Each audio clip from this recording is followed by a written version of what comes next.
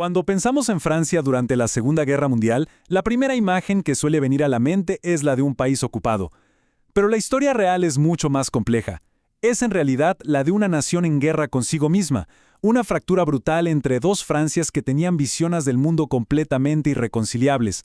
A ver, para entender la magnitud del asunto, hay que situarse en junio de 1940. La derrota de Francia fue increíblemente rápida. En cuestión de 6 semanas, su ejército, que era considerado uno de los más fuertes del mundo, protegido por la famosa línea Maginot que se suponía impenetrable, fue totalmente aplastado. Para una nación que se veía a sí misma como una superpotencia, el shock fue total. El país entero entró en una crisis existencial. La respuesta oficial a este caos fue firmar un armisticio el 22 de junio. Y como se ve clarísimo en este mapa, el acuerdo literalmente partió a Francia en dos. Por un lado, al norte, la zona ocupada directamente por los alemanes, que incluía París. Y por otro, al sur, la llamada zona libre, desde donde un nuevo gobierno francés iba a operar. Bueno, y aquí es donde la historia se pone realmente interesante, porque ojo, esta división no era solo un par de líneas en un mapa, para nada. Creó el escenario perfecto para una fractura ideológica, política y social que definiría a fuego los siguientes 4 años de la historia de Francia. Empecemos por la primera de estas dos Francias, el gobierno oficial, el legal, que se instaló en la ciudad de Vichy y que tomó un camino que lo cambiaría todo, el de la colaboración con los invasores.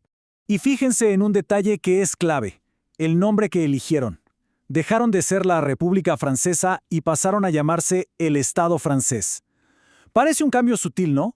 Pero fue una ruptura total y deliberada con toda la tradición democrática del país.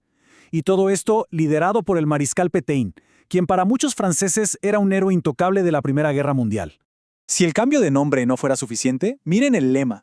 Desecharon el legendario Libertad, Igualdad, Fraternidad, el corazón de la Revolución Francesa, y lo reemplazaron por Trabajo, Familia, Patria. Es que más claro no puede ser. Fue un rechazo absoluto a los valores liberales para abrazar una ideología ultraconservadora, tradicionalista y autoritaria.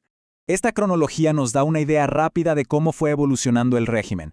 Al principio tenían, una autonomía limitada, pero eso duró poco. El punto de quiebre fue noviembre de 1942, cuando Alemania ocupó también la zona libre. A partir de ahí, la subordinación a los nazis era casi total. Sin embargo, la historia es todavía más complicada que eso. Porque aquí está el punto fundamental que a veces se pasa por alto. El régimen de Vichy no fue una simple víctima pasiva, un títere que solo seguía órdenes. No. Participó de forma voluntaria, entusiasta y, sobre todo, activa en los planes de la Alemania nazi. Y esta colaboración se vio en cosas terriblemente concretas. La policía francesa no solo ayudaba, sino que organizaba sus propias redadas masivas contra la población judía. Crearon la milicia, una fuerza paramilitar que se dedicaba a cazar a otros franceses de la resistencia. Y a través del STO enviaron a la fuerza a cientos de miles de trabajadores para alimentar la maquinaria de guerra alemana. Más de 70,000. Hay que dejar que esa cifra resuene. Ese es el número de judíos que fueron deportados desde Francia hacia los campos de exterminio, con la ayuda directa y organizada del Estado francés. Es un número que nos muestra el verdadero y terrible costo humano de esa colaboración. Muy bien, dejemos por un momento la Francia de Vichy y vayamos a la otra cara de la moneda. A la otra Francia, la que luchó en las sombras, la resistencia. Pero la imagen que casi todos tenemos de ella, esa imagen heroica, resulta que está incompleta. Está moldeada por mitos que se crearon convenientemente después de la guerra.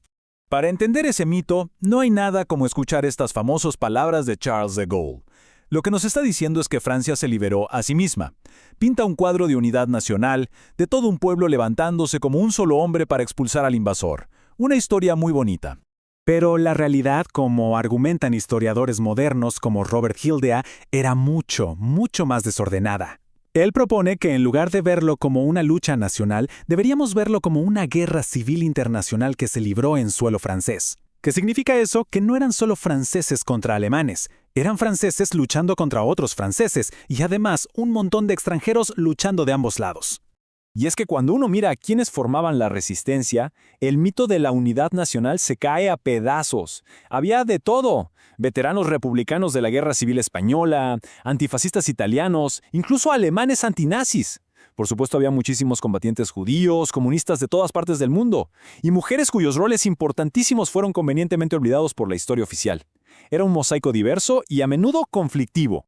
Libros como este, el de Hildea, han sido fundamentales para cambiar nuestra perspectiva. Son estos trabajos los que han ayudado a desmantelar ese viejo mito y nos han mostrado una imagen mucho más precisa, mucho más real de quiénes eran realmente estas personas que luchaban en la clandestinidad. Y con esto llegamos al acto final. La guerra termina, llega la liberación de Francia, pero ahí mismo empieza otra batalla. Una batalla no con armas, sino por la memoria. La batalla por cómo se iba a contar y recordar esta historia. Agosto de 1944, la liberación de París. La euforia era total, un triunfo increíble. Parecía que por fin ese conflicto entre las dos Francias se había resuelto.